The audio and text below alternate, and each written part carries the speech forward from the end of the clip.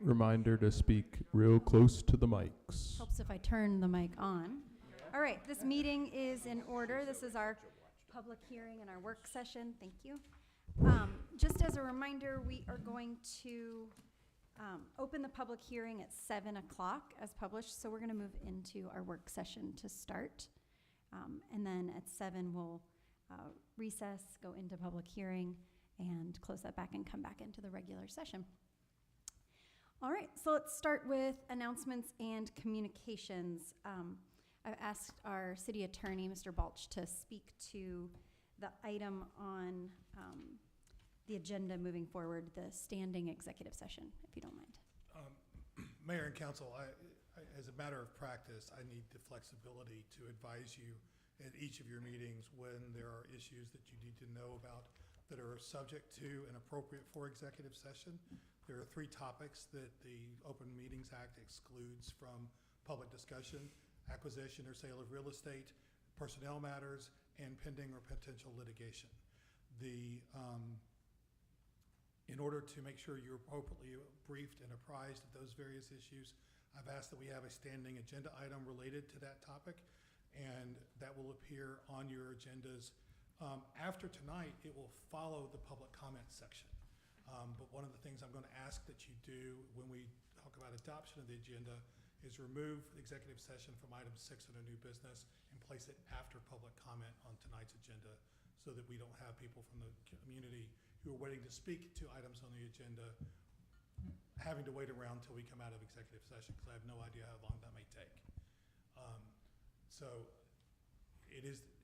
there may be and often will be times where executive session will appear as an agenda item where I have nothing I need to brief or talk with you about. On those occasions when they are, you will likely have gotten an email or some communication from me saying that's coming. You haven't for tonight because I didn't get clearance to actually have this conversation with y'all until earlier today. But it'll quickly become clear why we're talking about potential litigation when we get to the executive session, once we go back into executive session appropriately voted by you. Great, thank you, Mr. Balch. Okay, any other announcements or communications?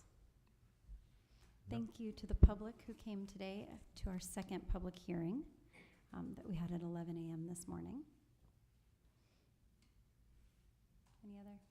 Okay, seeing none, can we have a motion to adopt the agenda of the day as amended? And I would actually say, rather than putting it right below public comment, if we did it after the reports and comments, so that any public here can hear those and not have to wait outside. Okay, is there a motion to? I will motion that we adopt the agenda of the day with the exception of the executive session being placed at the end after reports and comments. Okay. I'll second. Okay, all in favor? Aye. Aye. Great. Okay, public comment. Looking at you. Great. All right, seeing no public, let's move on to new business. So this first item, the introduction of the monthly strategic performance report. City manager. I'm excited about this. I am too. And well, first of all, good evening, Mayor, council members, colleagues, and our neighbors. So this is my 3rd meeting with the governing body, even though I was absent on your last meeting. I was certainly there in spirit, and I introduced to you a new addition to the agenda, at least the business meeting agendas, and you should expect to get from me for future business meetings a memorandum that we call the Council Agenda Memorandum, affectionately known as CAM, the acronym. That gives you some perspective on the agenda item from an administrative standpoint. It will cover a recommendation, briefly described. It will give you pertinent background and any fiscal impact. Some of those categories may grow in the future, particularly as we talk about from a strategic planning point, but that's kind of the start of the CAM. My comments tonight as I go over the strategic performance report, the latest edition that I as city manager have introduced to the organization, is really meant to tell the beginning of the story and where we're headed. So as I break down this initial report, bear that in mind. Now I want to go back to the CAM, the Council Agenda Memorandum, for a second. And I suspect that this was probably new to the staff in my approach, but we're going to be building community, and we're going to be doing it as a staff. And so one of the things that I probably surprised the community building team with everybody who's included, staff people that you know well, and the city attorney, we're not doing it in isolation. Even though an agenda item may have a particular sponsor, everyone is privy as we build the agenda. And it gets a little bit hectic and chaotic, at least that first time around. And in some ways, this is my first opportunity to really explain to the staff. January was hectic for me. I certainly wouldn't have normally planned a week's vacation in my first month on the job. So I apologize to you, but that's behind us now. And one of the things that I haven't had a chance to do, as I told you I would be doing, and I think probably the initial meeting, was the staff and I, not only for agenda building, but we're going to be getting together on a regular basis. Because this isn't an enterprise by silo. And even though we're respective of the departments that certainly are recognized by the city charter and the importance of departments, there's a reason that we're in this together. And I'm just speaking administratively. I'm going to expand it as I talk about the strategic report to the other constituencies, the other two constituencies that are important to the mission, you and the neighbors of the community. And so as we build agendas, we're doing it collaboratively. As we build community, we're going to be doing it collaboratively. I know a lot has been made of the new city manager. You changed your form of government to introduce the council manager form. And I know there's been great anticipation by you, by the community, certainly employees of the new city manager. And I happen to be that new city manager, the second city manager for this community. But I want to make it clear, it truly isn't about the city manager. An important role, but I've always believed that there is no position in any organization that should be indispensable. And so as we build community, this position is going to take on the role that it's supposed to take on. But without the team, the administrative team, and the other constituents, this position doesn't mean very much. And so that's what you're going to find from me. And some things you may not understand when I'm copying others, but there's a method to the madness that I hope you'll be patient as we continue to grow and ultimately to build and to address the priorities that I know are so important to you. In this first month, I've gotten it, or I'm getting it, I should say. Now, I will tell you about our most recent meeting, because I've met with all of you individually and continue to talk with you individually, whether in person or on the phone. But I think it was yesterday, Councilmember Goldberg had been requesting some time to meet with me, and he didn't give me his agenda ahead of time.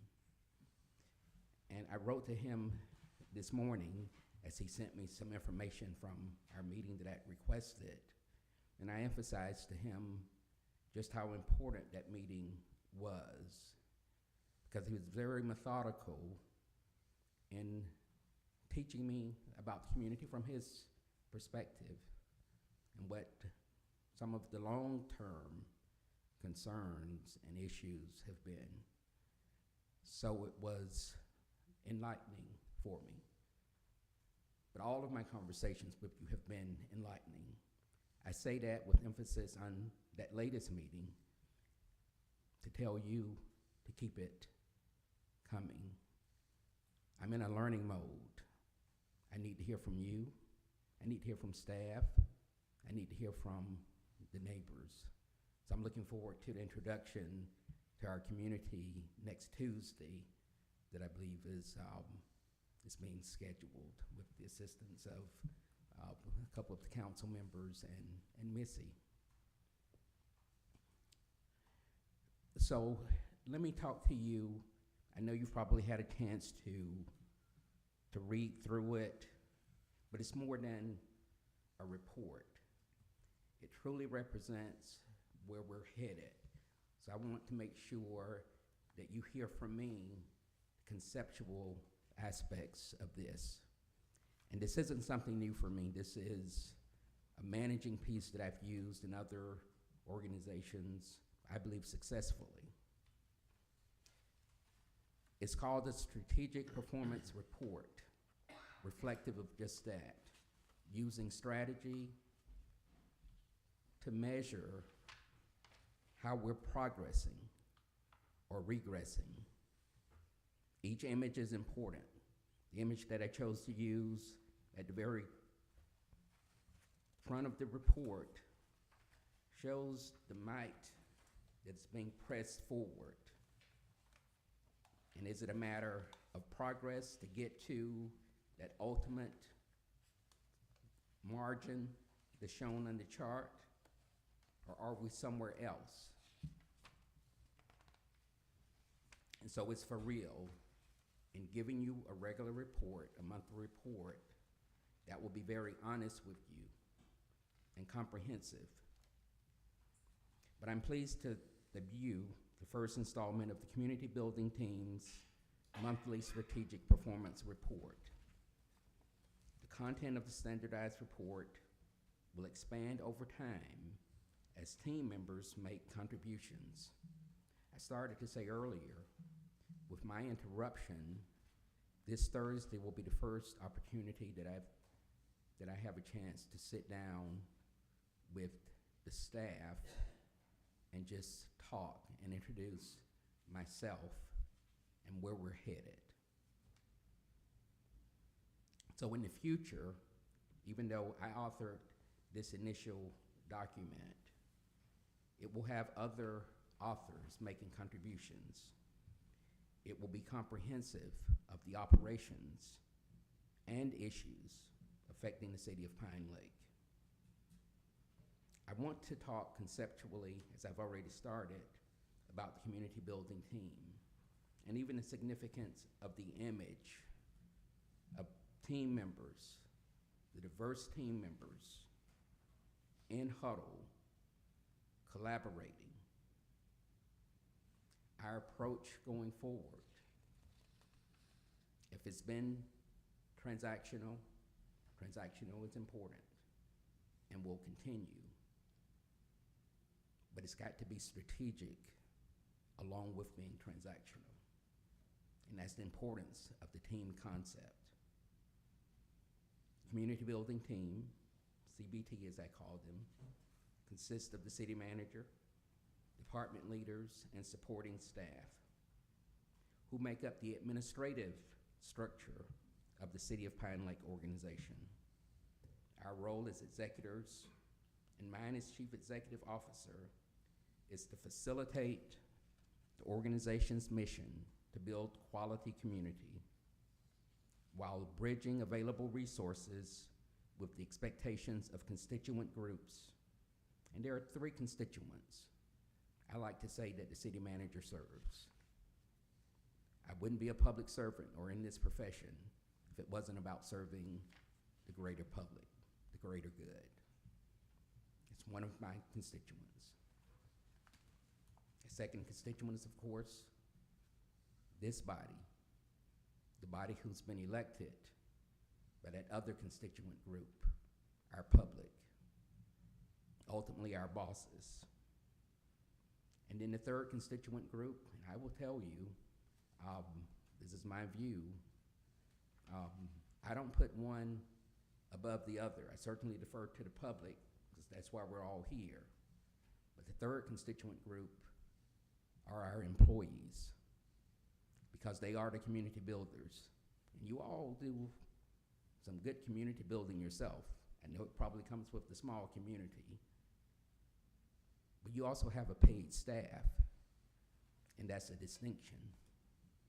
So we have to take on that mantle of building community, ensuring if none of you lift an extra finger besides setting policy, which is your role by charter, you should have every expectation, without excuses, that your staff is going to deliver. And the importance of them being that third constituent group, we have to care and take care of them with the highest expectations that they're going to deliver. So as I go into page 2 of the report, I'm not going to read all of the report, I'm just going through some very important areas at the beginning. The community building team's purpose rises above individual or siloed departmental responsibilities. Our approach must be strategic to meet the expectations of each constituency group in building the community most desired by stakeholders. On a monthly basis, coinciding with the regular work session of the City Council, the community building team, not the city manager, will share strategic insight and performance, including challenges and opportunities. In some ways, I like to look at it and how I will break this down when I meet with the staff later this week. Each month, we've got a responsibility in our respective areas to do somewhat of a SWOT analysis. You know, we know our strengths. We want to brag about those. We want to put them in this report. We also know where we've got some weaknesses.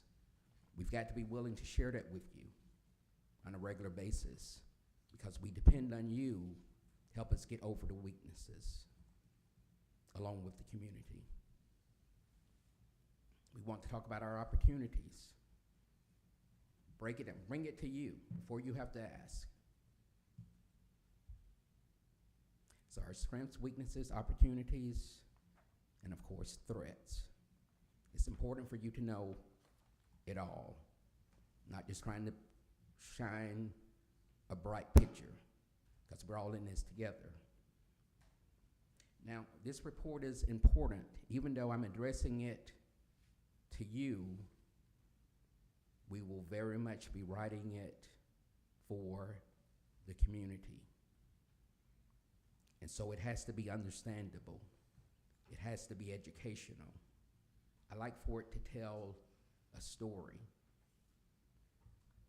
to start to bridge that gap between our community as they get frustrated and will continue to be frustrated, because we will always have limited resources. But if we bring them along, if they understand, as we proceed on this mission of doing our very best to build community, I believe it will make a difference. Now, one of the first sections that I wrote about was to introduce myself to the community.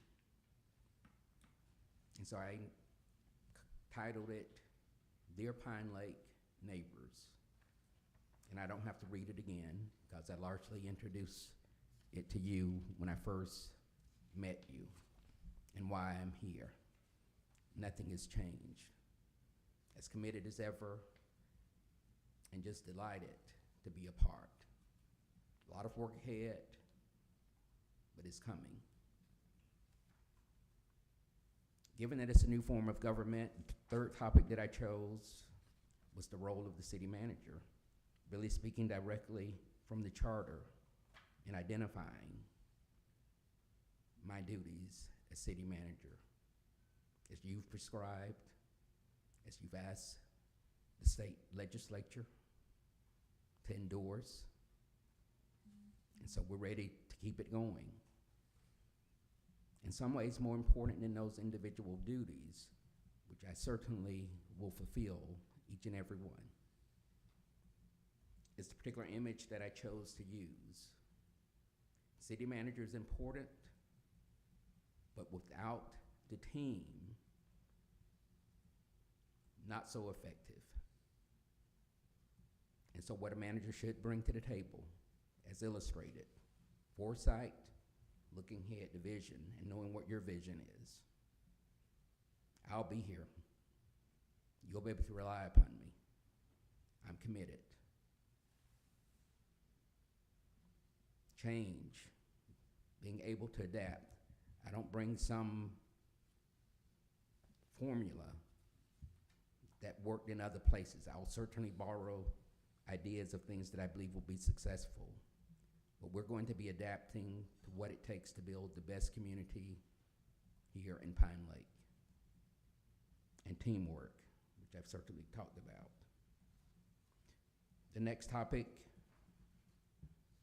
which is an important one that I wanted to introduce early on with this new form of government. I know how important communication is to this council, particularly with engaging our community. But there has to be communication, effective communication at all levels, starting with, and certainly meeting the requirements of the charter and respecting the position, the various positions, including the city manager. But I want to be clear that it's not just about the city manager. And I know the charter speaks to, such as the section 2.30 that I cited, about the separation of responsibilities and the council maintaining its place as policy makers, and then city manager as chief executive and administrative officer, supervising the staff. To me, that doesn't speak to how we communicate. When you get to be a city manager, you're largely a generalist. You haven't done all of those areas that are important to the city. You've certainly been exposed to them. But in building your resume, you have probably relied upon expert team members, such as exist here. So I'm not the expert. In fact, one of the statements that I will make to the staff when I start to share my philosophies with them in person is my job isn't to tell them what to do. Their job is to tell me what to do. Now, I'll do the appropriate reviewing and screening and my homework before those recommendations come to you. But that's how I will be working with staff. And I don't want you limited that you can't reach out to staff. And those are the points that I outline in the prescription of communications between the council and the staff that the manager is ultimately responsible for. I'm not going to go through those because I know you've had a chance to take a look at them, and I hope you will use it as a reference point going forward, as I will be going over with the staff. I've not gone over it with them, but I purposely send this document, as I will in the future, to staff members. There are some topics that will be covered in the strategic performance report that are part of the agenda itself, such as the consent agenda, that we will come back to it in the regular agenda. I've just given you some research points to kick off the conversation. We will come back later in the agenda to what is going to be a very busy budget quarter in dealing with 2024 as well as 2025. And then budget is my discipline. So the budget process that we begin for 2026 will incorporate all of the concepts and philosophies that I've started to share with you. I consider the budget to be the single most important process that local governments and most any organizations go through. The most important reason being is because it impacts every individual that it touches, including the 3 constituent groups. And I believe budgeting should be educational, it should be transparent, and it should get to the heart of the priorities that the governing body has set. If it's not funded, chances are you're going to continue to be frustrated. So it's a balancing act, but the process to get there going forward, I hope you'll appreciate it, and I think you're going to enjoy what the process is going to be moving forward. So I'm looking forward to that. And then the final topic that I highlighted in the strategic report is another charter provision. And there are a lot of charter provisions that I'm going to be bringing to you to bring life to them. I've got a lot of assessment to continue, but one of the issues for this particular constituent group, our employees, is an issue of classification and compensation, and the two have to go hand in hand.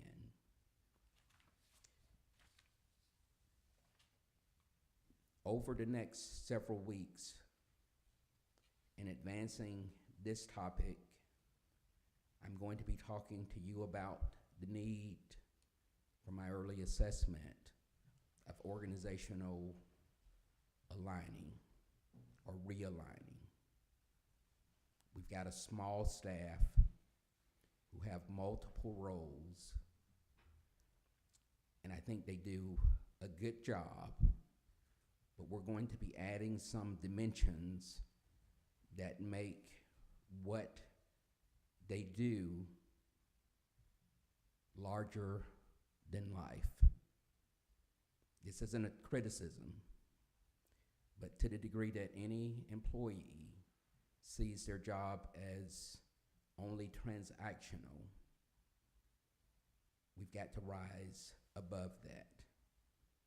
And there are some things that we can do, even as we address what people do and how they should be compensated. I don't want to get too much ahead of myself, but I will say this. It's starting to come together in my mind where we should be headed. So I want to whet your appetite by saying, get excited. We're going to do this. Together, we're going to do this. So thank you for the opportunity to introduce our strategic way going forward. Thank you so much, City Manager. I can't even express how excited I am to have you at the helm here. Your experience really shines through in your approach, just from the very pattern level, from the moment you walked into the city, so thank you. Okay, so the next item on The agenda here is the consent agenda, and you'll see there is a blurb about this in the strategic performance report that Mr. Hawthorne sent out at the end of the week, last week. Would you like to speak to this a little bit? Yes, so. But I don't think there's an organization that I have worked in that didn't provide for a consent agenda. And so the short article that I gave to you really lists out the major reasons and how we should proceed if we go in this direction. And we could certainly do it on a pilot basis, but in my review of Pine Lake agendas historically, you have used the consent agenda. So this would be more an opportunity to, I guess, standardize it up somewhat. One of the main reasons for consent agenda is just really flexibility. As an example, if you've discussed something in your work session and you're pretty much agreed upon it, that's probably a candidate. Things that are more routine, such as minutes, those could go on a consent agenda, because you also have the opportunity to give us feedback using the minutes as an example. As you review those and you find issues, you can communicate that by email. Those are things that we can fix. Inevitably, on most any agenda, what I found, you're probably going to have one or two items, and it may be a consent agenda item if it's pulled, that's going to take more time than the standard agenda item. So if you've at least, gotten through those things that are more routine, then it just leaves more substantive time for you to engage with each other and deliberate, and even consider that the public is probably watching, and they probably have a patience limit as well. Great, thank you. So this is just a discussion. I'd like to just add that, kind of building on what Mr. Hawthorne's speaking to, a lot of the things that come onto our regular session meetings, like approving IGAs that are, we need to reapprove every single year, or things that we've consistently discussed. The idea here is that we just create a little bit more efficiency to not pull those individually, and they can always be pulled off if there's something that a council member would like to bring. This is our own version of the Department of Governmental Efficiency. No. Okay, so is there any other discussion about this before we move to the next? What's the next step? Do we need to? Yeah, what I would suggest, if there's some consensus of the council, is that you give the city attorney and me an opportunity to draft up some simple legislation that we would bring back to you to review and take action. Great. And we could certainly do that for the next meeting. Wonderful. Thank you. Okay, this third item here is the budget schedule updates. We had a great meeting with our finance director, Danny Lamont, and Mayor Pro Tem Jean Bordeaux, and the city manager and myself last week to just think about strategic priorities as council has put them forward, and just the budgeting process as we prepare for the 2024 audit. We get our 2024 books kind of closed and buttoned up, and then move into our priorities for 2025. So would you like to give some updates about that, Mr. Hawthorne? Yes, so most importantly, our finance director is really focused on the fiscal year 2024 audit, and there are reconciliations that are necessary in in that particular budget. So he is trying to get a heads up. You will note that we did not have in your January meeting the approval of a continuing contract with our current auditor. That is still somewhat of a question at this point.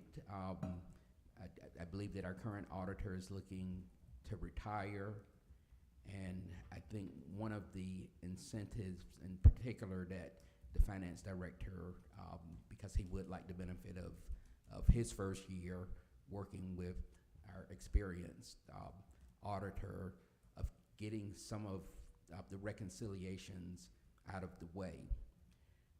I don't have numbers to share with you, but generally I will tell you that we ended the 2024 year positively. I don't want to talk about the numbers, but I think we're looking at some positive fund balance. But in getting there, it's important for us to bring to you the details of that, because in some line items we went over, in others we were under. Revenues were generally favorable. So I think we're looking at a pretty positive picture of making those reconciliations, but the reconciliations will need to happen for the audit. That will probably be your work session in March. Next month is when we want to focus on the 2024 with your actually amending that budget by the end of the first quarter, which would be your March regular business meeting.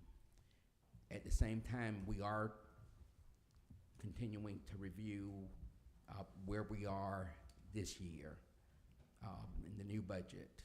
And there's quite a bit that we need to account for, but again, it has got to be balanced, and it's got to be balanced responsibly. So by the end of the first quarter, we would hope to bring to you those adjustments that are needed for 2025. Might be the first meeting in April or the work session in April, but around that first quarter mark. Thank you. Any questions before we move on to the next item? All right. Item number 4, the swimming and flume status, questions and discussion. So we have something in our packets here from our special projects manager, Mr. Kendrick. Yep, I believe we do. This email correspondence, is that the one you're talking about? In the timeline. I don't think we have a timeline. Thank you.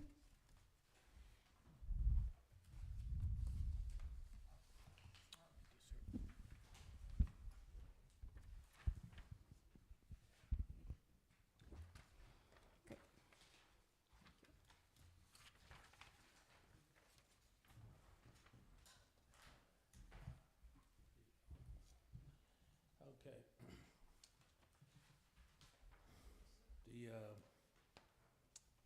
Responding to the email, I guess the update would be regarding our where we are with our contact with the Army Corps of Engineers regarding the wetlands maintenance and, by extension, the dam and the lake. I had a second pre-application meeting, actually a follow-up to the pre-application meeting with the Army Corps representative on January 21st. And that's what you see is that email from him outlining what's the next steps. And basically summarizing the next steps are that he's identified, we had 3 Corps permits and 2 of them have expired. One is waning, and that was the one that I guess CPL applied for the dam project. But the goal, the idea here is to modify that Nationwide 3 permit and to pursue all of the necessary work that we want to accomplish inside of that permit, that framework. So we got the vehicle to how we get there, but we just need to decide what the actual scope of work is going to look like. Because what would be advantageous to us at this point is, since we have the dam project that was on hold, that we're not entirely satisfied with the scope of work, and then we have the proposed maintenance work in the wetlands, and then we have some additional questions about whether it be feasible or not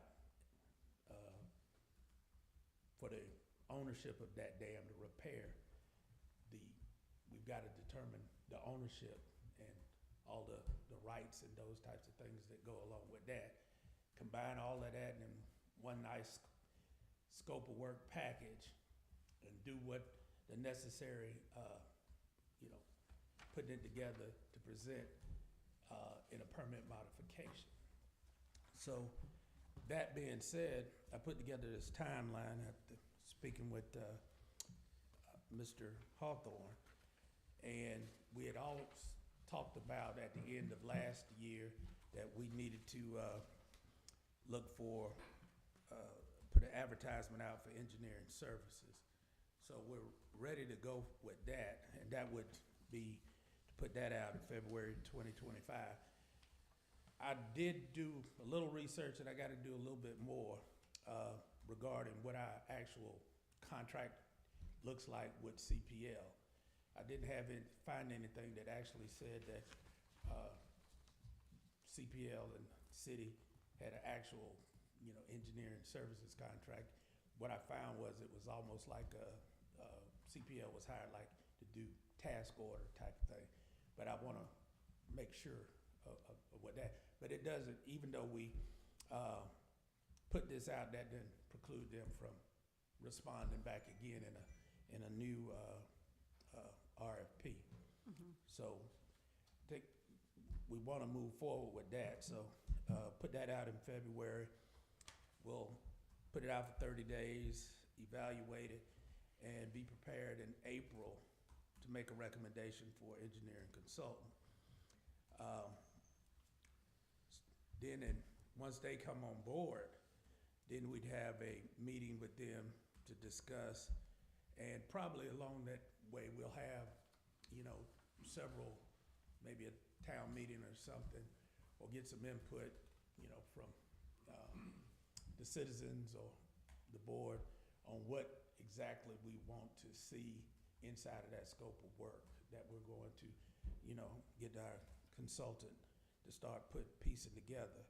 So by May, we should be in the scope of services development. And once again, like I said, we'll put everything together, including dam, scope of services for wetlands, both eastern and western. And by that time, and I'll talk about that a little bit later at that point, about, whose maintenance responsibility are regarding Snapfinger Creek. Be prepared to submit preparation of the permit modification package, and that'll be, I'd say, July of this year. There's I included what the program manager outlined in his email, that the application materials, a map of the aquatic wetland resources in the review area, cross-sections of the existing conditions, proposed condition, showing the ordinary high water mark of the lake and other stream features. The calculation, let me back up that I spoke previously in a presentation about where we need to, would want to see the lake level being maintained at. Okay, and that would, I think I used the term normal pool. So we need to figure out where the normal pool you would like to see the lake. Now, you know, it's different stages, like right now we're in a drought. Okay, we get periodic rain and there's some fluctuation in the lake. It's not, you know, just particularly this lake.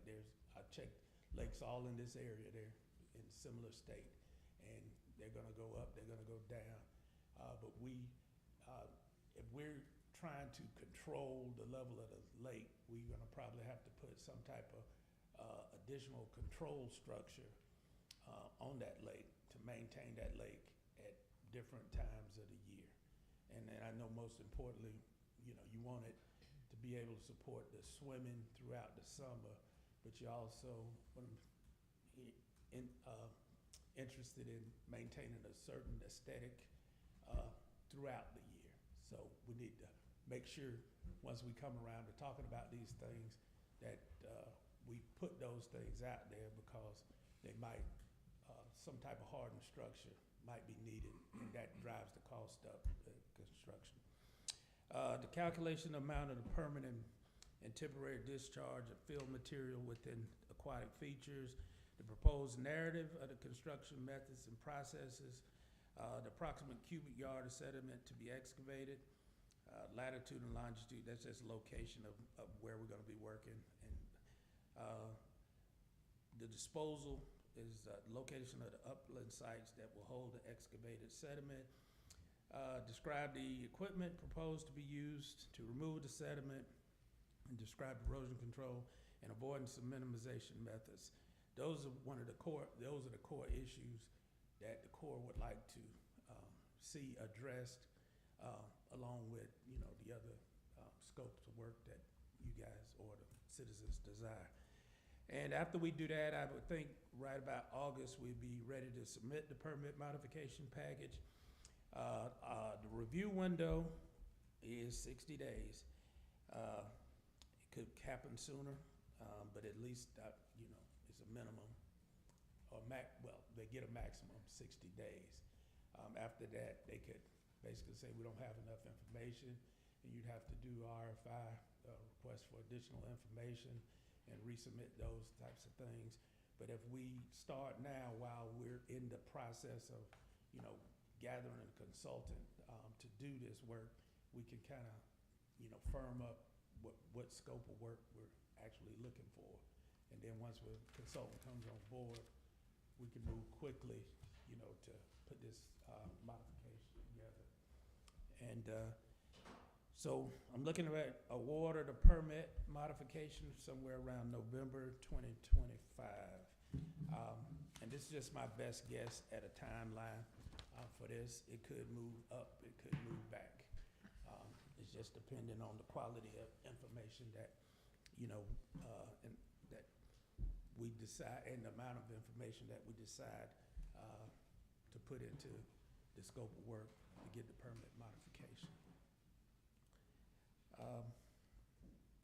Also, a couple of things, you know, inside of the scope of work, I mentioned this about the dam maintenance project review, you know, and I'm working, and I made some contacts with, better contacts with the Department of Watershed to talk about ownership of Snapfinger Creek and, you know, that dam. So once we start moving toward that, we'll have a definite point of contact with the county who can, you know, steer us which way we think we need to go with that.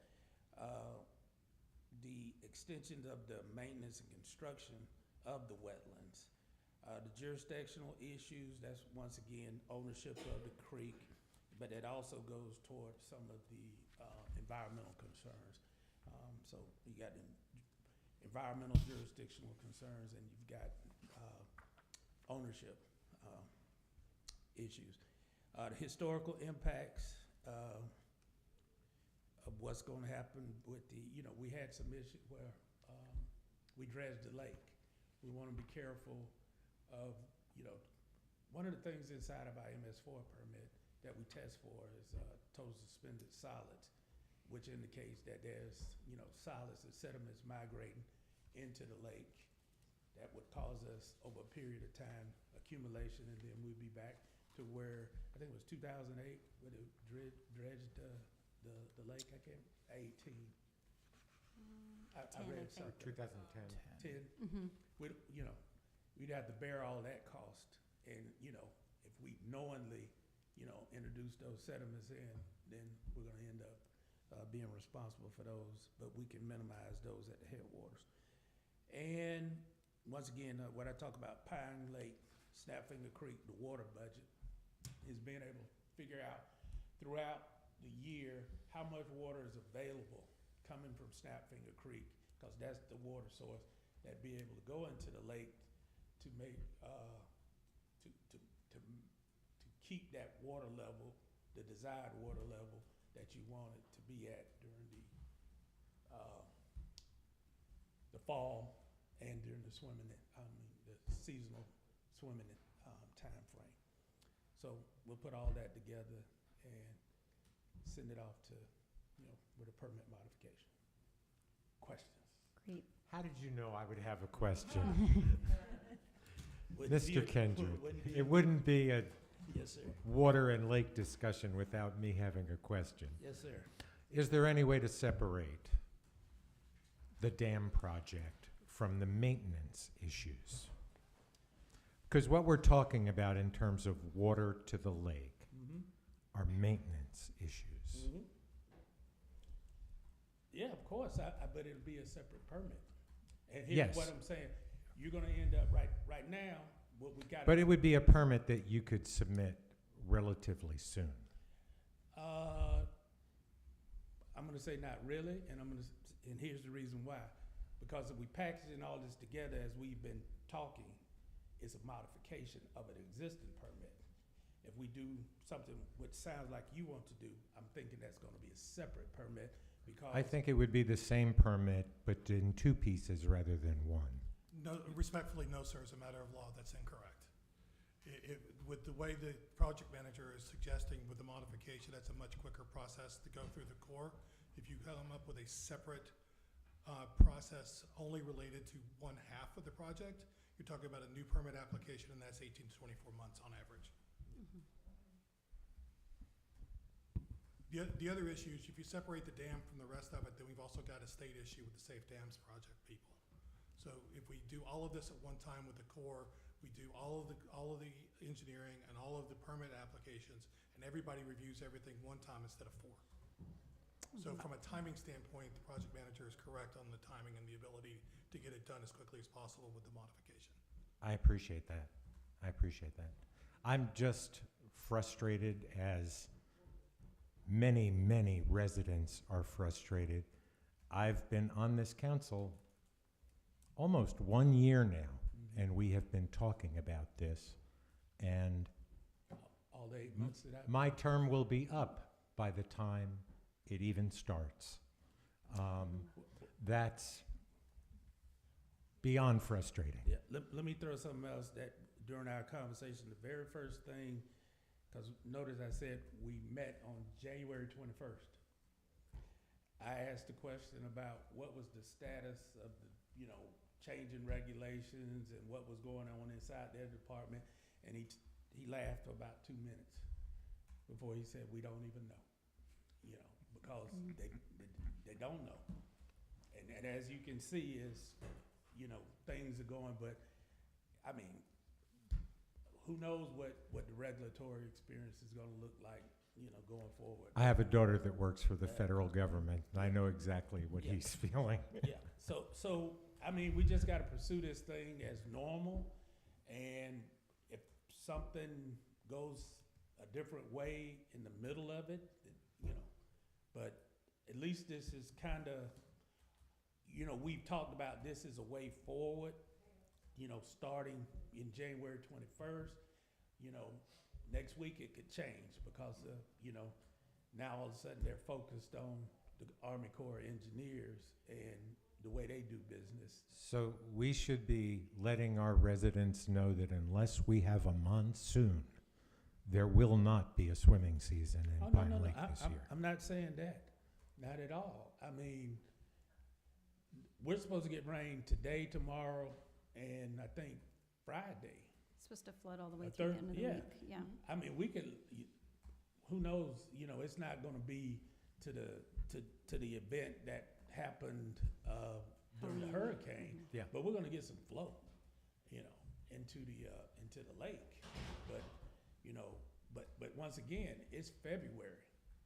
And then we're gonna hit a dry spell probably before, swimming season opens. And, and then, we're gonna have a recovery, but also managing that is the water quality in order to get folks in there, into the lake. Keeping in mind, we're gonna be introducing that very water that has, I don't know how many, sewer, outlets on it Mhm, that goes straight into it, mhm. you know?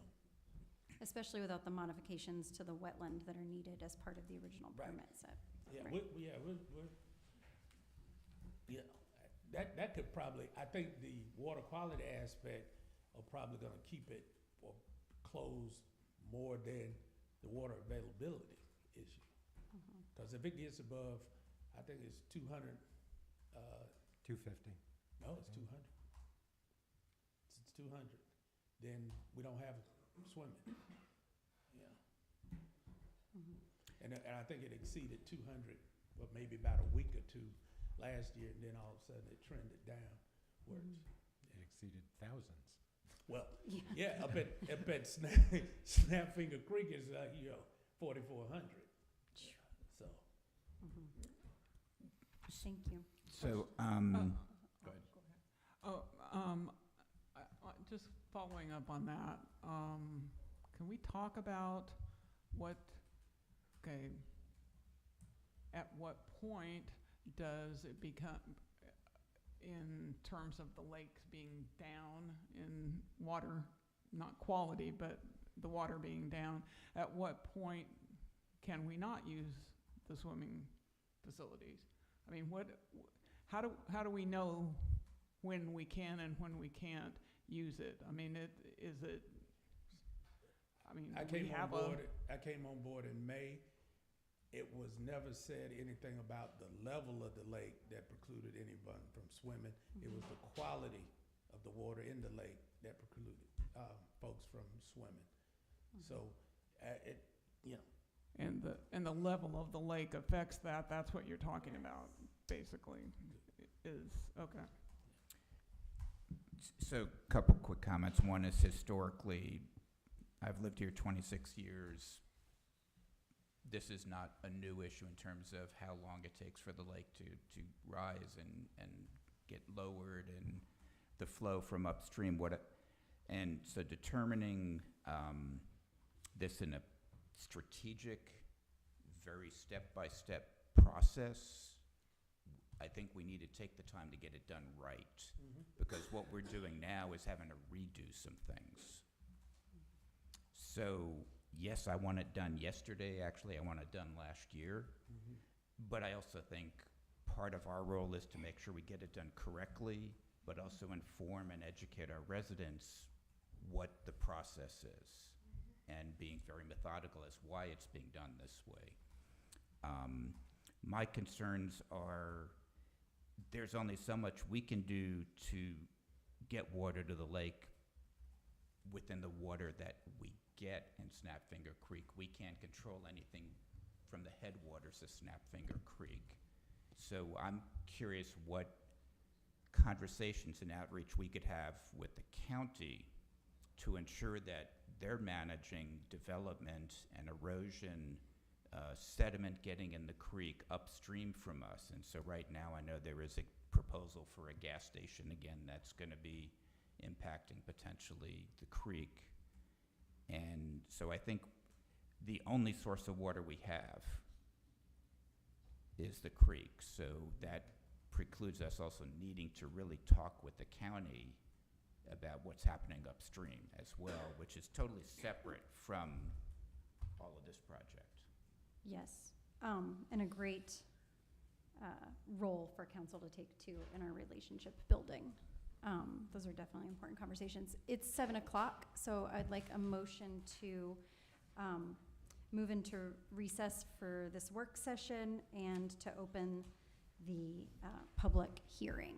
Mayor, before we do that, can I ask Mr. Kendrick one question about timeline, or can we come back We'll come to back this? to it, Okay. yeah.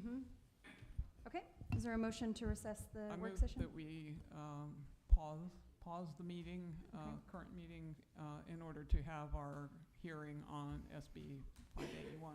Okay, is there a second? I'll second. Okay, all in favor? Aye.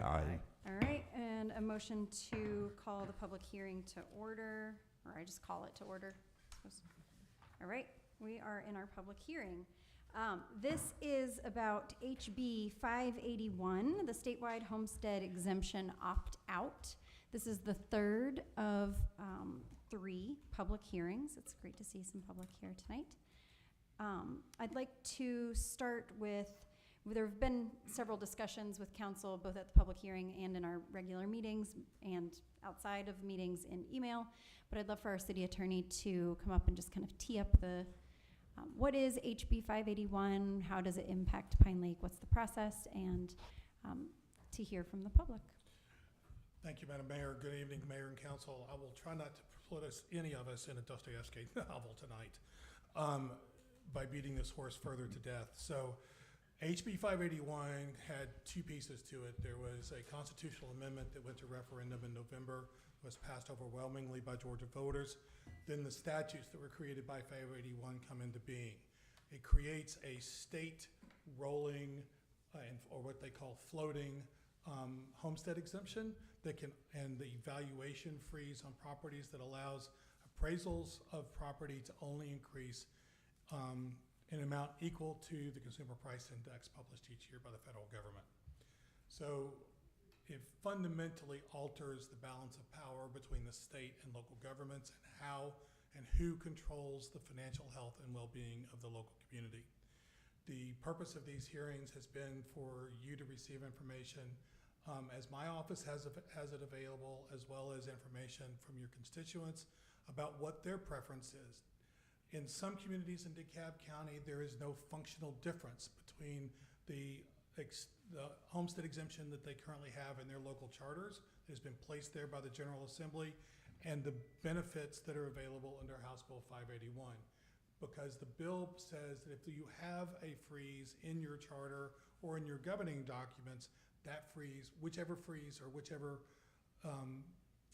status is most favorable to the taxpayer is the one that takes precedence. So with Tucker, for instance, and Brookhaven, for instance, the freezes that are in those charters are more favorable to their taxpayers than is the relief provided by House Bill 581.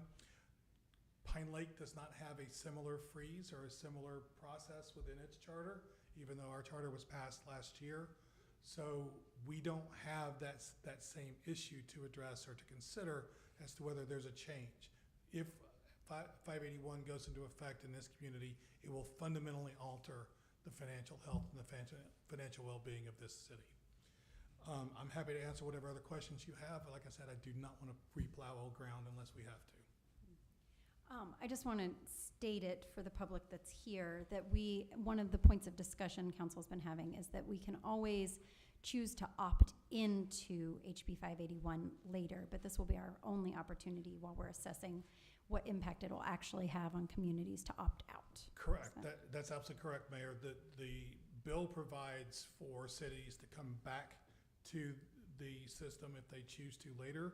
It's done by local legislation. Like if you have an authorization for a hotel motel tax, that requires local legislation by the General Assembly to authorize that tax to be collected. Or the other pieces of things that you might want to create a recreational authority or any other kinds of the many authorities that are available to local governments to manage affairs. So what the bill does is it creates that exception that we can go back to the legislature and say, you know what, we want to reconsider the leadership has changed or the community's opinions have changed. And we would like to be back under the protections of 581 to give our citizens more tax relief or to give different tax relief. That would be an available remedy later to come back into the scheme as opposed to not, excuse me, not being able to get out. If you stay in at this point, you're in forever until the legislature changes the law or repeals it. Right, thank you, Mr. Balch. So when you mention that it alters the financial circumstances for the city, could you, since we have some members of the public who were not here, and I know Sure. we're asking you to say it again, but what does that actually mean when you say the impact on the finances for the city? Ordinarily, the County Board of Tax Assessors hires a chief appraiser, and the chief appraiser then hires staff that goes throughout all the communities in the county. It's part of the service delivery strategy, which is negotiated between the cities and the county every 5 years. Some portion of the county taxes that are collected from the community pay for these additional services from county constitutional officers. The clerk of court, the superior court judges, the district attorney's office, the probate court, the sheriff's office, the jail, all those things are things that the county is required by the Constitution to provide. The tax collection and tax assessment process is one of those things. So in the SDS, we contract with the county to provide those services. The assessors go out into the community and they provide a digest of the value of real property within the community. That value is then discounted by a statutory amount of $40,000. That $40,000 comes off the top. What is left is what's called the assessed value. That is the property value, which is against which the millage rate is then assessed. And it's that delta, that assessed value times millage rate, that gives the local community the money that it uses to run its day-to-day operations. With HB 581, that relationship changes.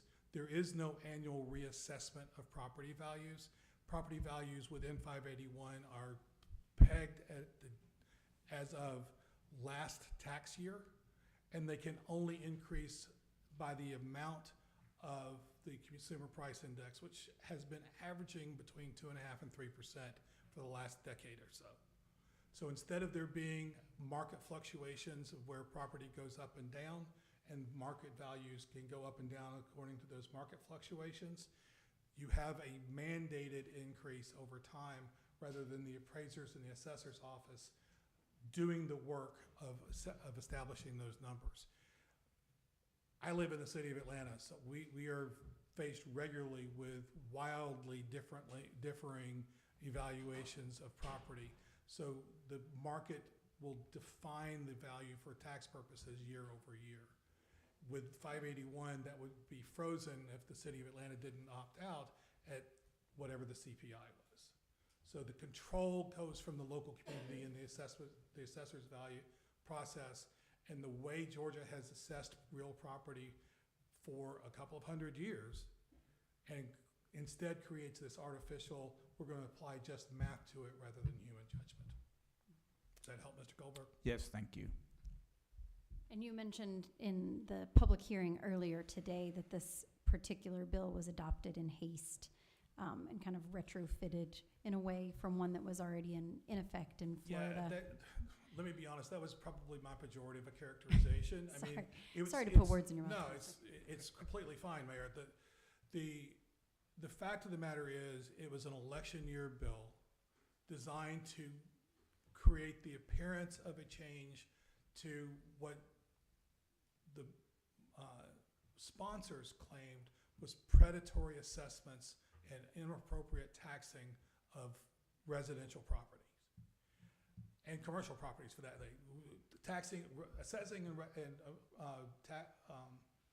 Assessing and taxing of real property generally. Let me just be that broad. The fix does not match the evil that they were trying to address, in my judgment. I'm not a legislator. I didn't vote on it. It's not my thing. I will own the fact I voted against the constitutional amendment, but I had 5 or 6 reasons for why I thought the constitutional amendment was wrong. Most of them legal and none of them related to the policy. So when I stand here and say it was done quickly, it moved through the legislature very quickly. It, from introduction to passage in the House to consideration and passage in the Senate, was about 2 weeks. That's extraordinarily quick for the Gold Dome.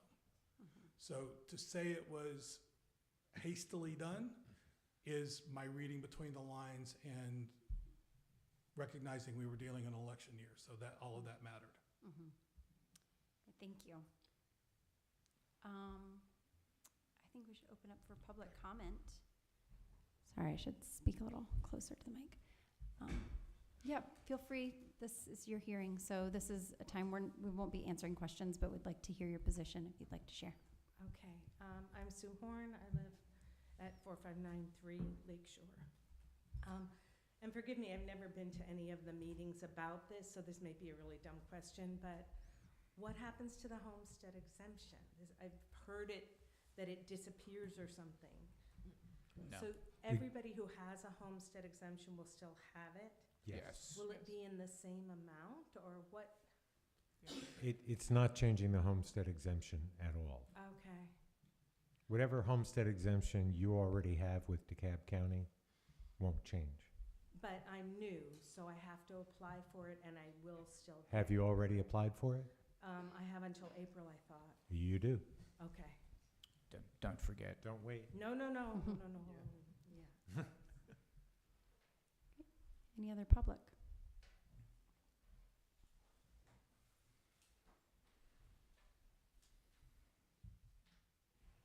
So from your comment about the CPI and that it can only increase. Can you give us your name and Oh, sorry. address?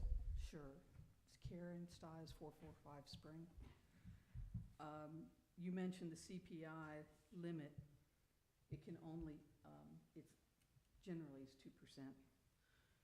What happens if there's a collapse or dip in the housing market, as has happened in the past? Can there be a decrease, or is it simply it goes up every year? The short answer is if there is inflation in the general economy for purposes of the consumer price index, then the value of houses will always go up regardless of whether there's a dip in the market if 581 is in effect. That seems counterintuitive. Okay, so there's the Georgia Municipal Association put on, they have a webinar, it was Advancing Georgia's Counties, ACCG, and it's about 581, and I think I'm going in the wrong direction here.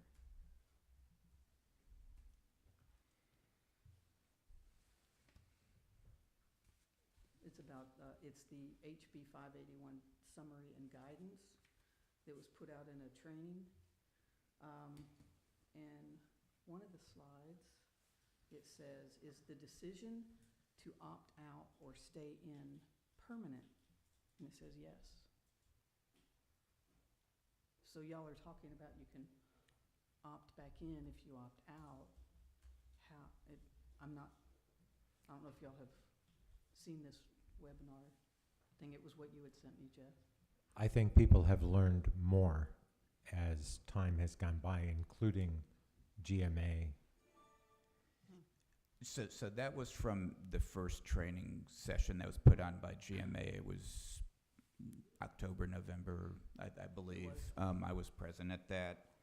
I left that meeting with the total impression that GMA, and this is in conjunction with the similar association for counties, which is the ACCG. The impression I was given from leaving that is they had way more questions than they had answers, and to this point, from what I've had in conversations with GMA and also from hearing from our city attorney, is there's many of those questions still have not been answered. there's a lot of, it appears a lot of ambiguity in some of that. City Attorney, is that your impression? To say there's a lot of ambiguity would be the understatement of the century. I mean, it is a badly written bill, to be honest. And then, so just to be clear, the understanding now is that if we do opt out, we can in the future opt back in. There is an express process to get back in the future if that's a choice the governing body made, yes. Thank you. So, yeah, the law practice is like science. We learn things and opinions change. We try to be consistent, but we choose trying to be right more than consistent.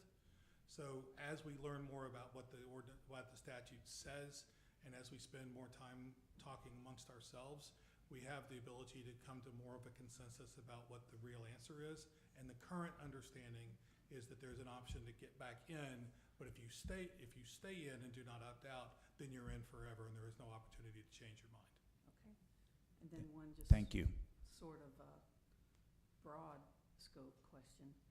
Is all this actually rather moot, I should say, because we have a budget, and every year we adjust the mill rate to get to meet our city's budget.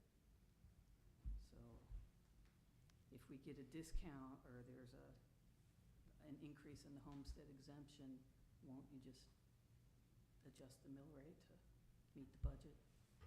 It's sort of like shuffling the chairs, right? Yeah, it all has to balance. Because, yeah, I think you're exactly right, that there's an amount that, and our We've got a millage target, rate will be yeah. based on what it is that, it's not gonna cut our millage rate.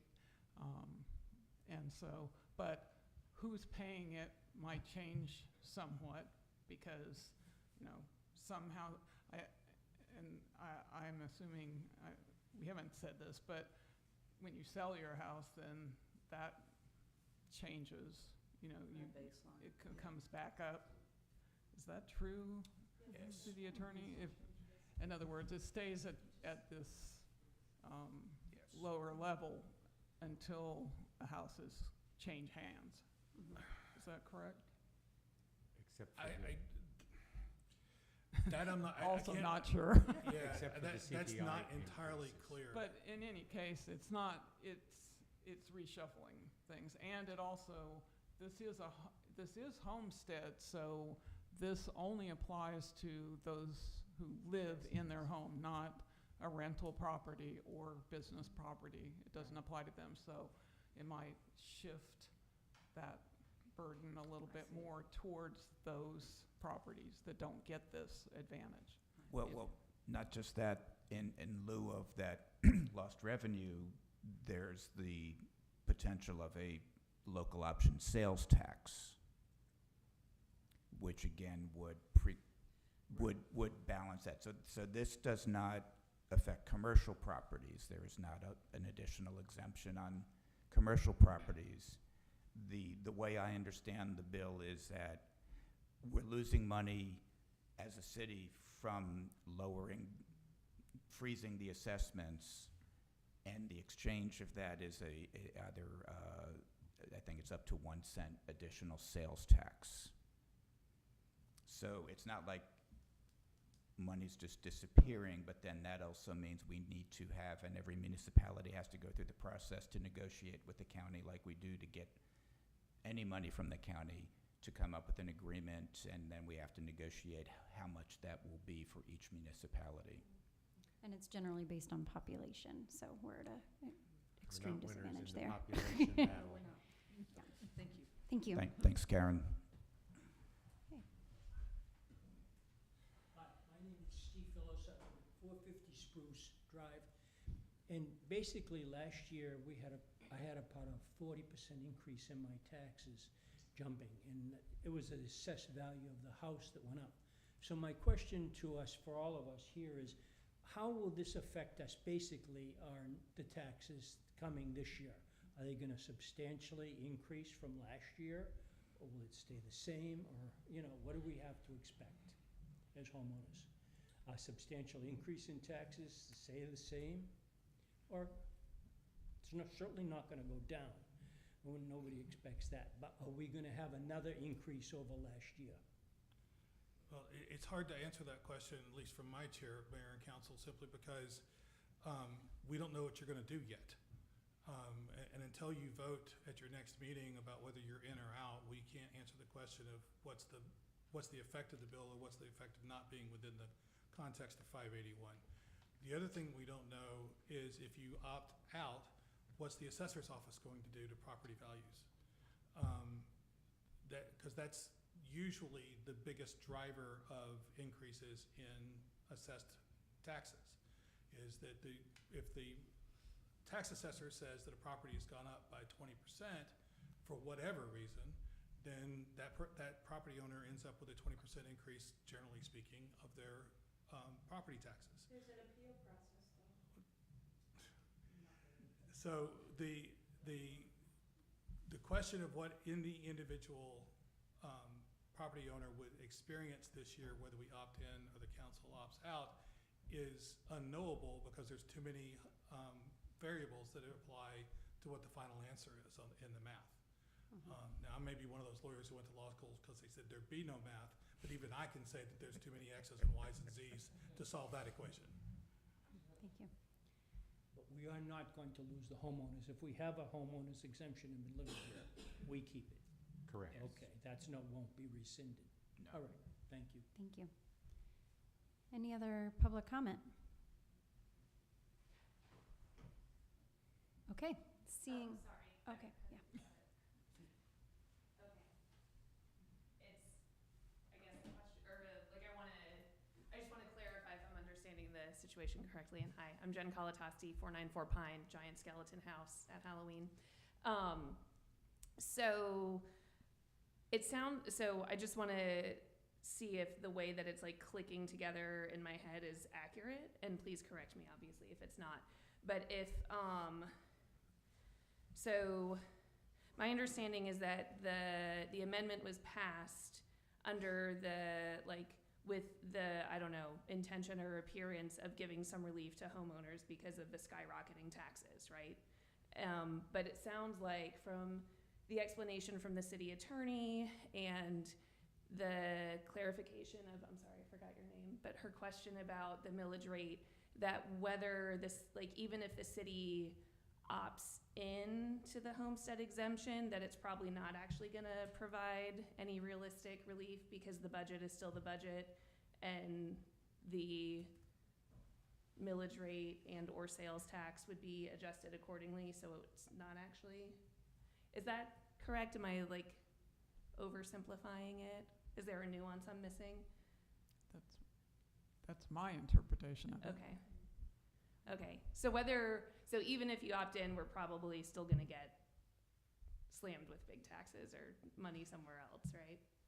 So. I wouldn't anticipate our taxes going down. Right, well, okay, yeah, because I think that's the understanding, or like the stuff that I've seen about it is like, oh, this is good for homeowners because it'll keep, well, not that the taxes would go down, but it would keep them from going up as quickly. Above a certain point. Yeah, above right. a certain point. Yeah.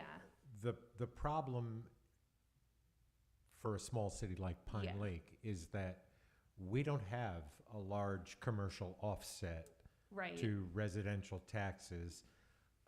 Having to negotiate with the county over how much of a special local option sales tax that we get is never easy, and takes a long time. And in the meantime, we operate primarily on residential tax rates. Right. And without the flexibility to make a change to cover a budget, it's a severe financial hardship for the city if we opt in. Yeah, okay. I understand that. Thank you for clarifying. And thank you also for holding these listening sessions, because I had a lot of questions about how this would work in either scenario, and those have been thoroughly answered. Thank you. Thank you. Okay, any other public comment? All right, seeing none, is there a motion to adjourn the public hearing and move back into our regular session? I move we adjourn the public hearing and move back into regular session. Okay, second? I'll second. Okay, all in favor? Aye. Great. All right, we're back in regular session, and we were on item number 4, the swimming and flume status. I believe Councilmember Torrent had a question. Thank you, everyone who showed up for the hearing. Yes, thank you. Thank you, folks. Thank you. Mr. Kendrick. So looking at this timeline,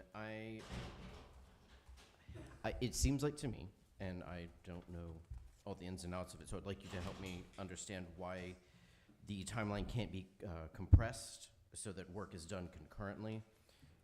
So I don't know why we would need to wait until May to figure out the scope of services that we would like to see.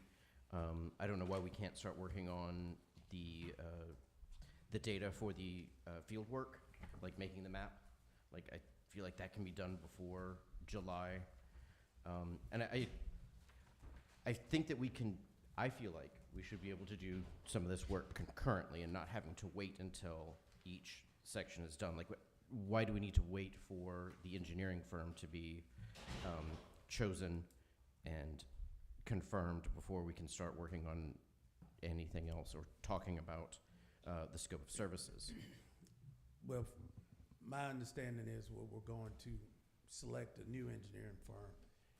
If I'll talk to Mr. Hawthorne, if we decide that you want to give a task order to CPL to begin this, and, you know, I guess that's an option also if you want to try to compress the timeline.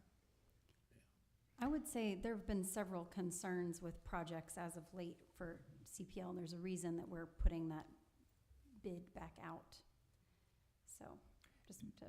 So if I understand correctly, the associated field work would be done by our engineering consultants. Yes. That's not something you would be able to do, or any of our staff would be able to do. No, it's a little bit of specialized work. They're gonna have to, it actually, it's a certain type of survey that's gonna be required. You might see me out here tomorrow doing some leveling, and, you know, that's just doing elevation type work. This is gonna be a little bit more complex for this submittal.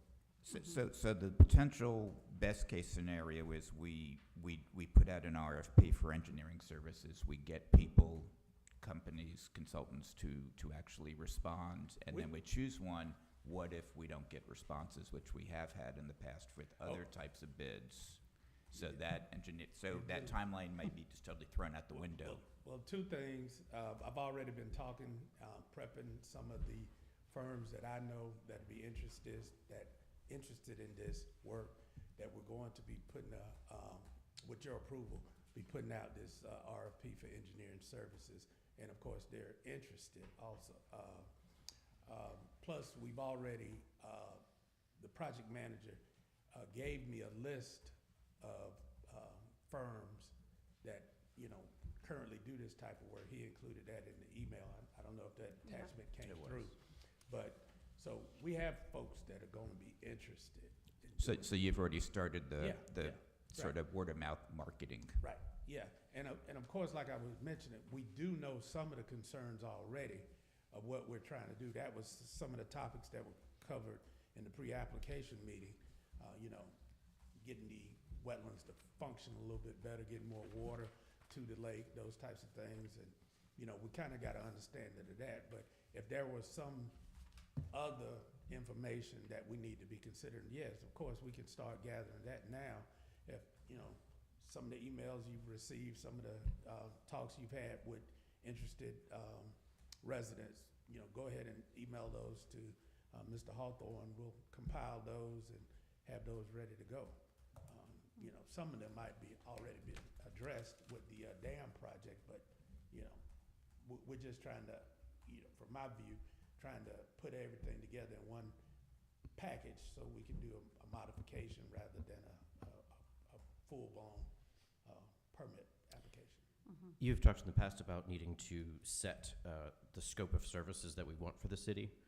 And doing that would be part of this project, the flume and the dam and the lake level. You mean level of service? Yes, Yeah. yes. And have we moved anywhere on having any of those kind of discussions? Are we? I've seen no action on that. On what? Deciding What's what happening with level of services. service relative to? Well, Mr. Hawthorne, we've had I some get that. conversation. I get that. Yeah, so I need to run that through him and bring him up to speed about, he wasn't here when we did that presentation, and, see what, input I need to get from him. We had talked about that also being, we as Pine Lake needs to talk about the level of service. And so I think that we should look into having those meetings sooner rather than waiting until May. Question, within this, this whole project, what I'm also concerned about is, let's say we get this all taken care of and fixed, is there a plan for maintenance of that after the fact? That would come in the development of the scope of work, the plan that moves forward. That'll be part of the permit modification, because the Corps is going to want to know how are you going to maintain this in the future, and of course there's going to be a budgetary impact to it also. So once you determine what the scope of work is, your level of service, that translates into financial impacts, and you might choose to do, you'll be given certain options, A, B, C, and D, and you'll choose those based on, level of service and your budgetary impacts. And you'll understand that from the outset prior to doing any type of improvements, that you're gonna do this improvement to this level, and on a yearly basis, you're gonna need to budget X in order to maintain it at that level. And my understanding is that was not necessarily done with the previous project, that there was not a plan really and a budget process to really help maintain after the lake was dredged. I'm not certain about. So I'm really, to me, that's a priority, and getting that we make sure we know what we need a budget for, and then we can manage that. And that also goes to what the construction, what type of construction you're gonna wanna see in the improvements, to where, gonna be future impacts to minimize, those types of things that you don't wanna see any future dredging. So those types of things that have to be considered in whatever you construct upstream, so it won't transport that sediment to be deposited into the lake. Thank you. Questions? This is really helpful. Thank you, Mr. Kendrick. Okay, this future retreat schedule. This item here, I requested to put on so that we could go ahead, now that we have, Q4 was entirely devoted to our budget cycle and getting a new and wonderful city manager and city attorney seated.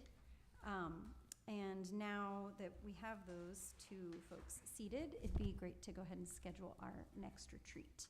So, giving enough time for onboarding,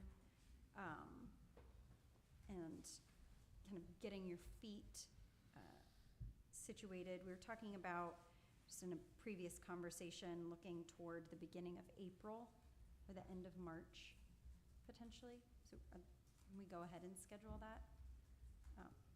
Last time we did it on a Friday, so that could be within a work week, which I would propose we do again during a work day.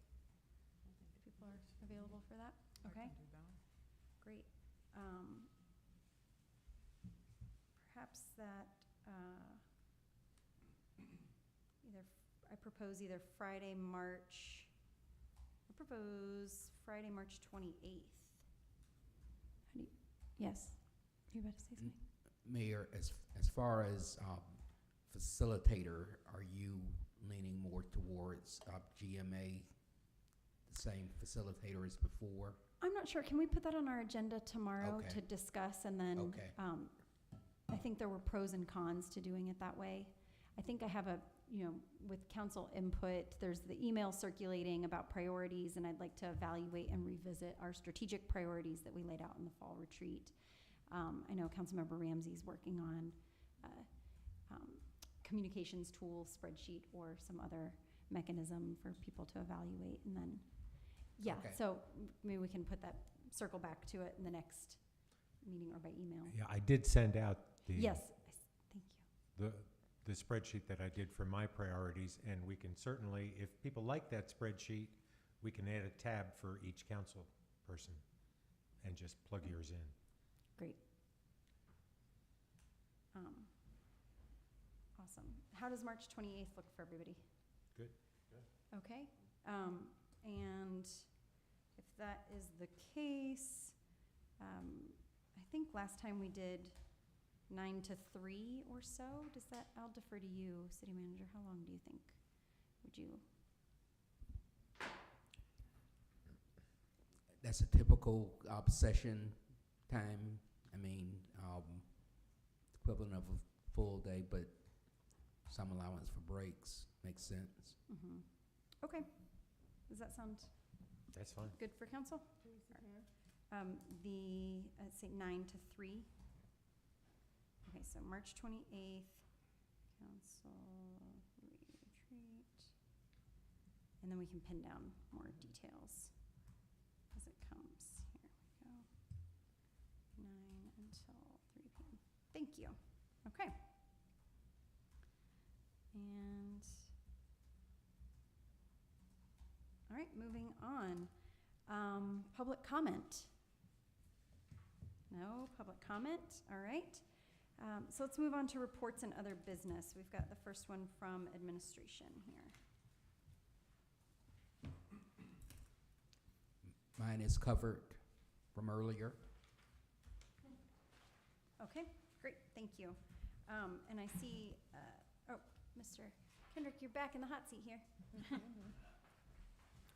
Calling number 512. Yeah. Yeah, hey, I don't want to hear about that. Okay, good news. We applied, application for the LMIG has been submitted. We got to do a follow-up tomorrow with some additional information. Good news, the allocation has gone up from 12,000 to 15,000, so a little That's bit nice. more, that kind of thing. Great. We're going to go ahead and start with the street cut, the utility repairs. We have 13 sewer line. If you going down the streets, different locations, you notice in the center line, park.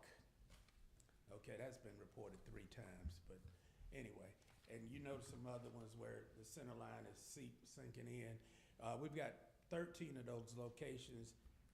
They've been reported. I finally got a really good contact in the DeKalb County Watershed Maintenance Department and spoke directly, and we've been having email conversations of last week. So they all have work orders, and so the thing with this, so everybody should know, before you do a sewer repair, they have to televise the line to see if the line is cracked or shifted. And if it has, then that needs to be repaired at the same time that they fix the slump.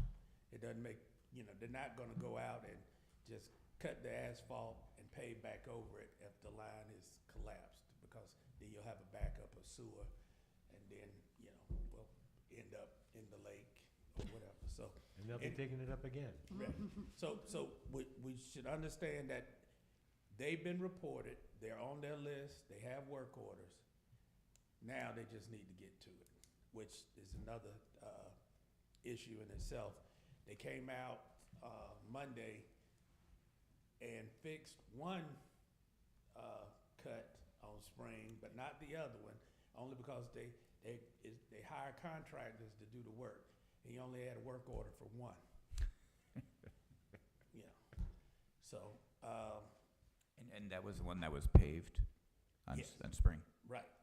So the majority of them, we've got 51 of those utility cuts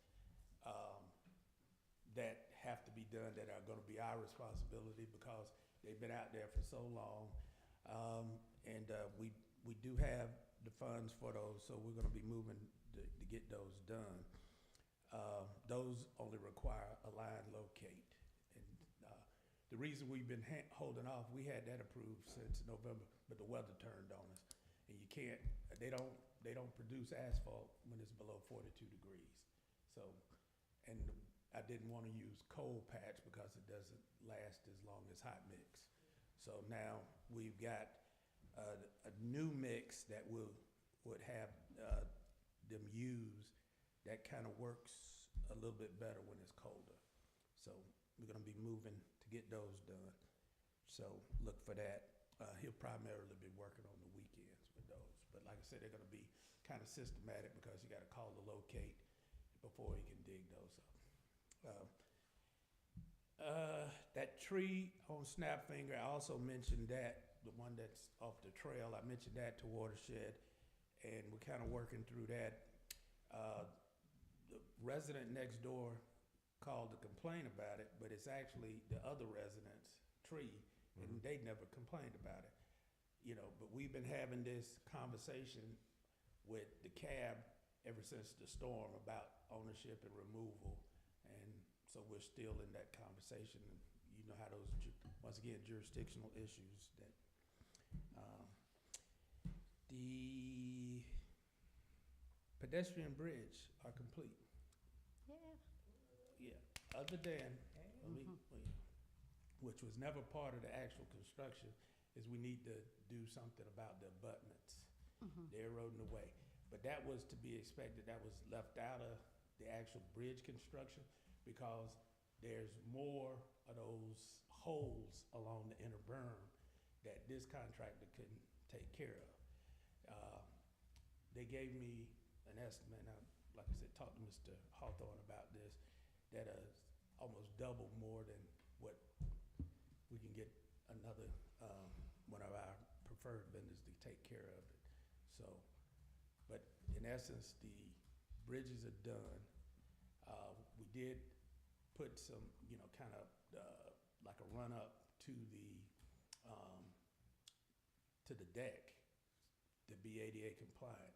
But that's the only temporary fix right now until we do the abutments, in which we're gonna tie all of that in because we're gonna put riprap and remove some of that vegetation in there to kind of make it where to be more supportive of that bank. But there are mole holes all out there that I figured we needed. That was a separate issue that we need to get taken care of. So we'll come back with that. I just spoke with city attorney regarding, you know, getting our contract together for Oak Road. I did speak with Mr. Tomish regarding water line.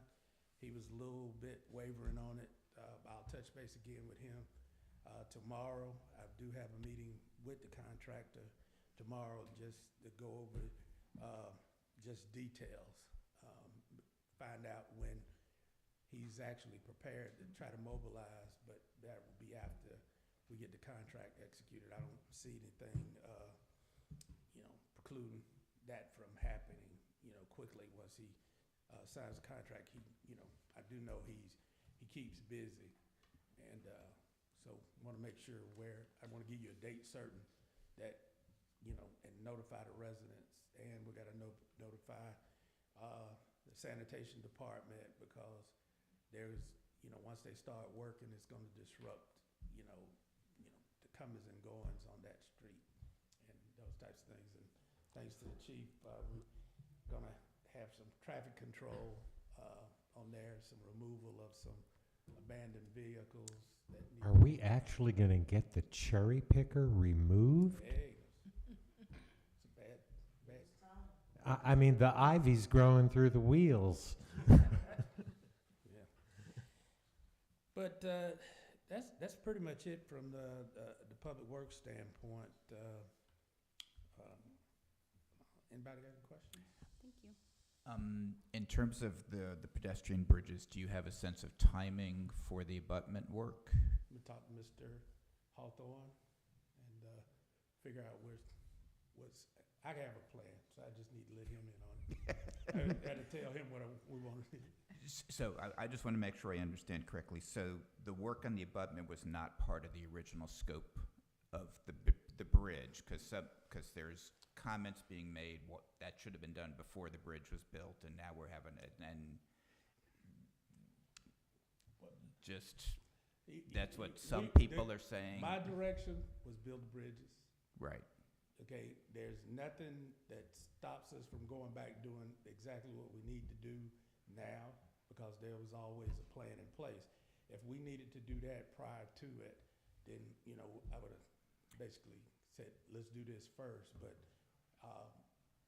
we took the opportunity to go ahead and get the structures in, and we can come back, and because it's, the way we want to do it, it's gotta be, I'm gonna do it and make it aesthetically pleasing. I don't wanna make it look like it's just been thrown out there.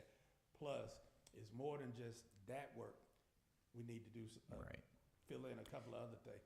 Because the other issue, and I think I had, is 3 separate issues. Because there's electrical that was out there that I was pricing that out too, because I didn't know, you know, if we really wanted to move forward with doing that also. But there was, you know, bridges first, abutments, berm, stabilization, then we could talk about the electrical work being done out there, and then the future maintenance and how to maintain that berm. But it also was lighting also. Right. Some footpath lighting on the bridges, those types of things, but taking into consideration, and I think the chief had mentioned this before about some of the residents might be concerned about light pollution and those types of things. So we were looking at different hues of lights and those types of things. And then once we started talking about that, that morphed into maybe we needed to put lights on the bollards that enter the, you know, the walking trail and that kind of thing to kind of make it more cohesive and those types of things. So, yeah. But the Although it's park, Parks are closed at dark. Right, Right. that's what I was thinking. we don't want to encourage people to get on the berm after dark anyway, so I'd say Yeah. no lighting. So I just want to clarify. So our engineers at the time signed off that we didn't need to do any work on the abutment for these bridges to be built and be safe. Right. And in the process of doing that, some determination was then made, one, that, hey, there's been a lot of damage to the berm and we could come in and take care of that. The berm work was beyond the scope of their work. Okay, it was evaluated, and it's simple, just a little bit of erosion. They evaluated the structural component to, you know, those bridges, and it's fine. You know, we would have rolled that into the project if we thought that was gonna be a concern. Okay, thank you. Yeah. Now, there is one other, there's an enhancement that I've received for one of the other bridges because of how it skewed. And I need to talk to Mr. Hawthorne about that. Still evaluating. It's not it's a recommendation, but it's not a must. It could, you know, be an enhancement to the bridge. So, you know, kind of weighing the cost benefit of doing that to that bridge. Great. Thank you. Thanks. All right, public safety, chief.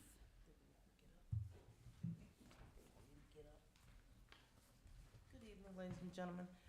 Before I get to go to my report, I did want to say, even though the park and lakes are closed after dark, it's sort of like a nightlight. That's why he said we were discussing hues, because sometimes it's so pitch black that we can't see anything. But if we just have like a little bit of, kind of like your driveway lights, where you can kind of see if there's any motion or stuff like that. And sometimes people come in like mid this time of year, and they're still trying to get in their run because the sun goes down a little earlier. They'll get kind of caught in that whole little thing. But you're absolutely right, it's closed. They're not trying to have a after party. So as far as what I did was I went ahead and I highlighted some stuff that we've been working on. the department. I shared a copy with you guys. You can kind of thumb through it and glance through it. If you have any questions at the end, just let me know. Pine Lake Police, we completed our security and awareness training. Some of you are vaguely aware of that, and that is mandated training that we take just that allows us to use those GBI, GCIC services. I met with Public Works Special Project Manager to address some reemerging complaints that we received about wrong way drivers. That's like the theme song, but every once in a while we get some upticks. You see, I just kind of put out some cones to kind of just play with some possible traffic calming ideas. You know, when you narrow it, they slow down a little bit, and then it makes it difficult to turn. So we've been playing with some of those ideas and different measures, and looking at deploying some, actually reestablishing our bulk lines. We did that a couple years ago, and we did notice that it's a different. It doesn't cut it all out because we've got so many deliveries and a lot of vacancies, so we got new people constantly in the city. But it does make a difference, and we'll take it. We did some record management. Our administrative officer went through and did some record purging, of course, in compliance with the state governor's record retention schedule. Some documents they have a schedule of how long you have to keep different documents. Over the past couple years with our RMS system, we've been doing a lot of scanning to go as paperless as possible and just relocate those things to our storage that we built a couple years ago in the rear of the city hall, where everything is locked down and secured. Technology update, our in-car records management system that we use and the court system use, they're looking at end of date, so we're gonna have to make a transition.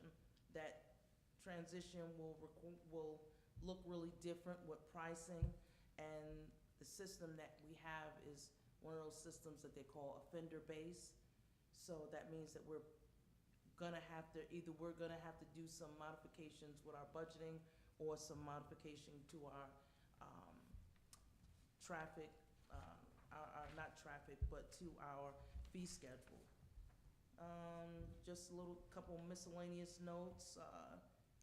As you guys know, we got a couple little active construction projects, so continuing to monitor those active construction sites, reviewing those weekly inspections that are prepared by our engineering services, and make sure that those BPMs and other things are in place, and that these folks that are out here that are doing the construction are not operating outside of the scope of what they had told Ned they was gonna do.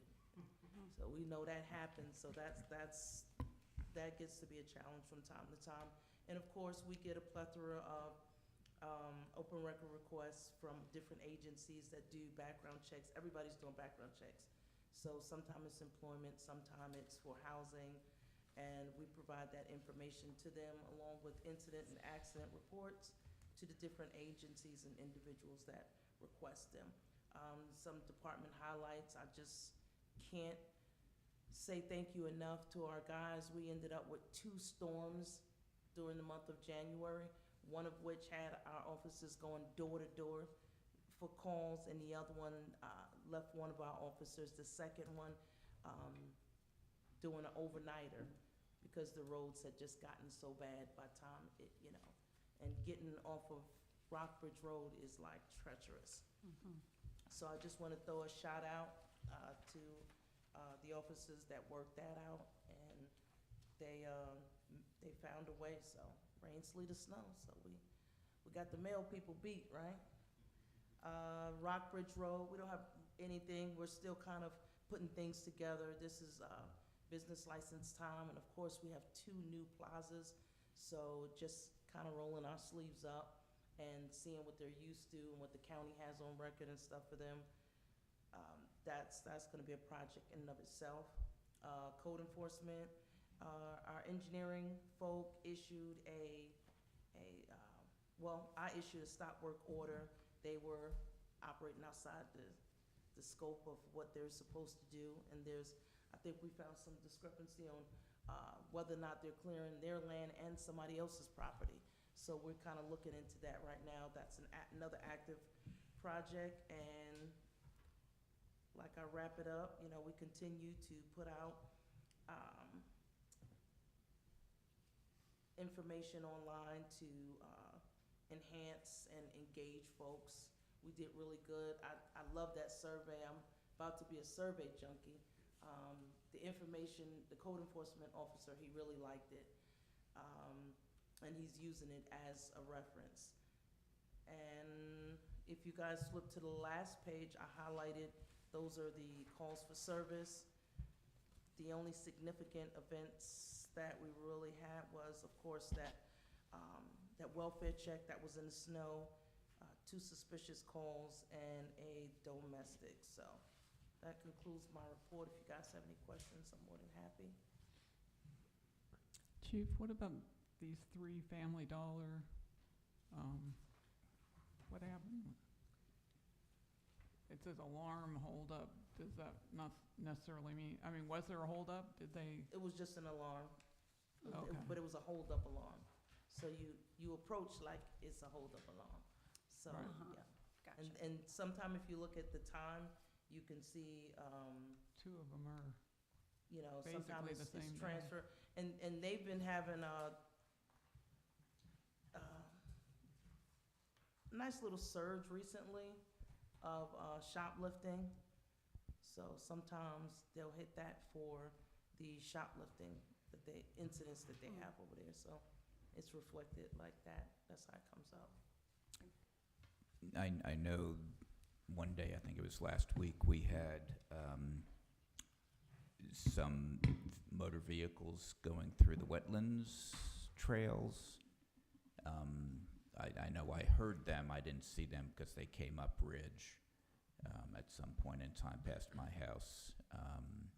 And it appeared they had done some, you could see tire tracks in the trail because the ground was still wet. Do you have any thoughts or ideas and ways to, to make that less accessible for motor vehicles? Well, I have a couple ideas. One, I have some more research to do because I wanted to put some of those poles that won't allow, those 4-wheelers to come through. But I wanted to get with Mr. Kendrick too, because we do need to put some signage up. We can't enforce anything that we don't have posted. So I'm drafting some signage that maybe we can get made, 2 different things. One that's gonna say, no motorized type of vehicles on those areas, else we can't enforce it. And then we need another sign at the very far end to say that the trail ends there. Because people are really not actually supposed to continue and scale the side and go to the apartments. Keep it on the path. So I'll be following up with Mr. Kendrick on that so we can kind of put our heads together on what's gonna work for there. But I do have some ideas of just putting something in there, but not eliminating access, or should there be an accident. But we hear them and everybody panics and everybody's looking for them. And I think it's 2. One is a dirt bike and one is a One is a four-wheeler. 4-wheeler.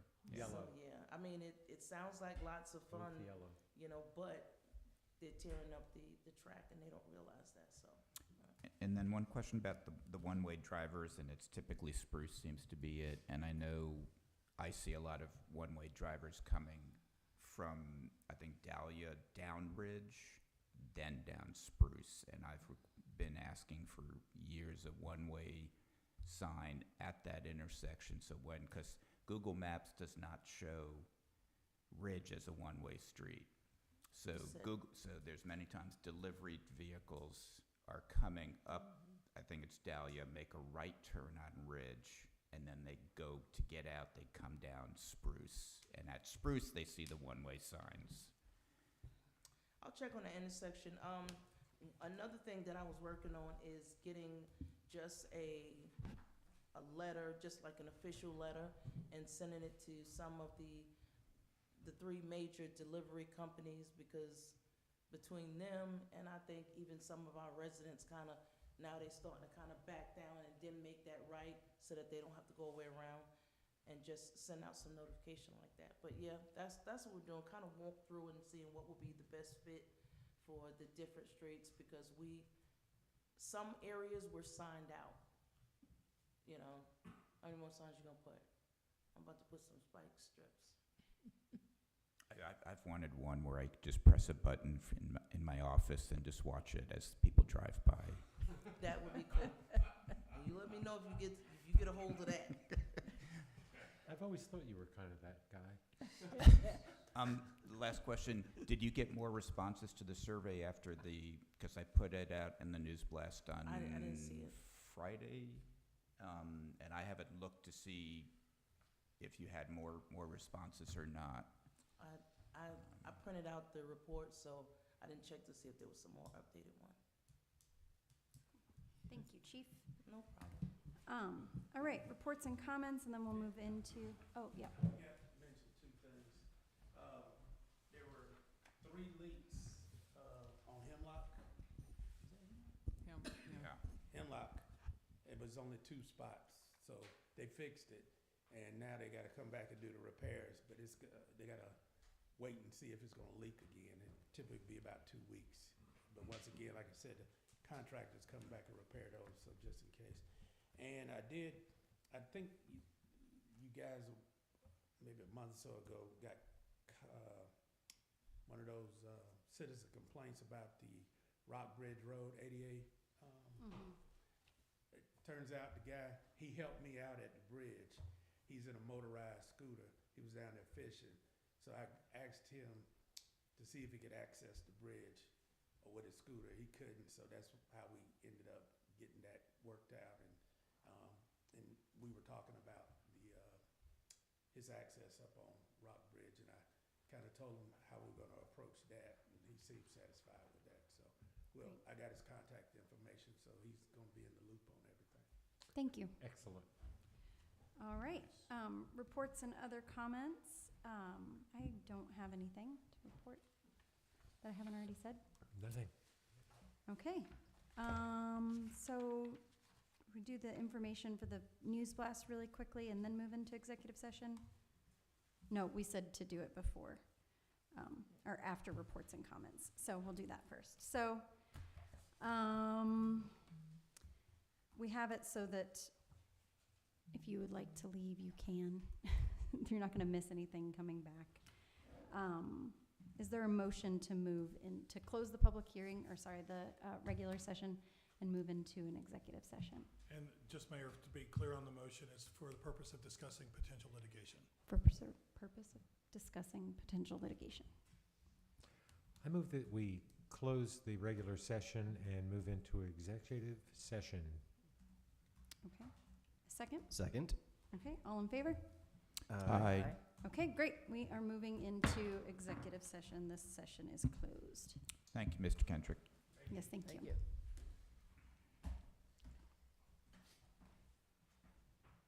Good night, everyone. Thank you. Thanks for coming, Amy.